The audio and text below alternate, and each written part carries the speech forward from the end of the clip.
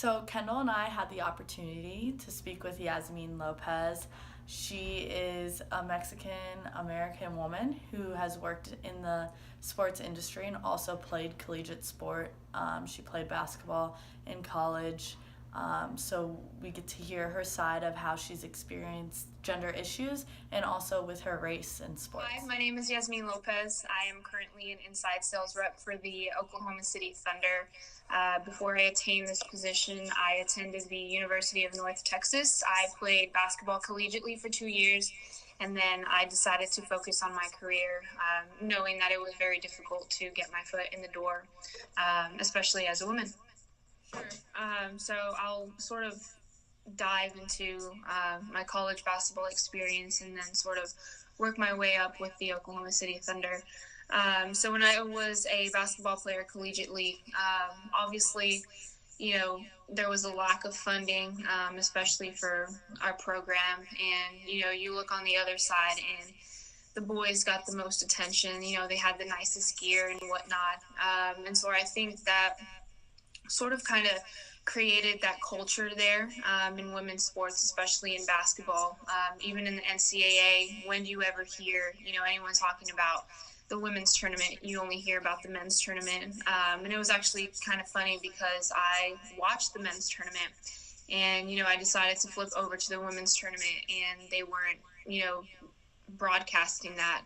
And so, very interested in that. And, you go on Twitter and many people, Candace Parker, previous collegiate basketball players, made a statement about that. And so you see a lack of publicity, especially in women's sports, whether it be because so-called not athletic or, they can't do what boys do. And I think the comparison between women and men is where that sort of derives from, instead of just comparing the game to the game itself and just looking at the stats. And so when you start going up, that triangle, working with the Oklahoma City Thunder, very fortunate to be a part of that organization, just because I don't see that disconnect in that organization. They've done a really good job hiring. Obviously, you have to have the skills to work there, but they do a very good job balancing hiring positions and hiring men and women. And so we actually do have 3 vice presidents that are women, and I think the majority of the front office is composed of women. And I'm not sure if that's intentional or whatnot, especially in the NBA. You see a rise in women being hired, whether it be, Sue Bird with the Denver Nuggets, Becky Hammon with the San Antonio Spurs. You are starting to see more people get hired, and that's because people are starting to take a stand and take notice in that. And whether that's a trend or whether that's an actual change, I do not know. It's still early in the stages to determine that, but there definitely is a difference, whether it be in pay, especially. I know the women's soccer team just fought for that, and so they actually have equal pay as the men. And one of the topics that actually came up was men have more money, and they're actually being publicized more than women because they bring in more revenue. And so, I was sort of thinking about that. I was looking at the numbers, and sure, that might be true, but at the same time, we've never actually, you know, done that for women. We've never actually put them on the camera. We've never actually, tried to make sure they were funded or tried to get the same equal pay. And so I think that's where everything stems from, it derives from. And so if we actually start taking a stand and putting women out there, then more and more, the ratings will go up and whatnot. And so definitely a disconnect. Definitely think there's going to be a change, but who's to tell? So I'm Hispanic, Mexican American, and so one of the biggest things, and I'll sort of dive into the pros and cons of that.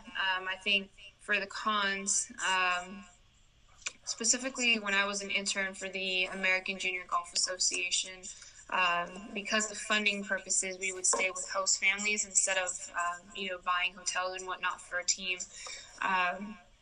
I stayed with the host family, and they were asking me questions about myself. Where are you from? Simple questions that you would ask, and then they dug deeper, and then they asked me, so do you have your papers? How did you get here? And so that sort of, took me off guard. I told them, well, yes, I do. I was born here. So they started asking questions about my family. And at that point, I was kind of, caught off guard. That's something that, you really don't need to know. But on the other side of the spectrum, definitely more and more, especially as you start getting up in, the professional sports, many teams are wanting to hire more people who are bilingual. And that's because, as Hispanics, it's a growing population. And so, more and more Hispanics are getting involved. And so the teams are trying to sort of interact and engage and include them in their marketing plan. And so just to drive revenue, just, create that culture. And so they're hiring more and more people to speak Spanish, that speak Spanish. And I think that's great. That's a great plus. And so very fortunate that I do speak Spanish. I do have different experiences with people that come off as rude and whatnot, but very blessed. And I think the pros outweigh the cons, definitely.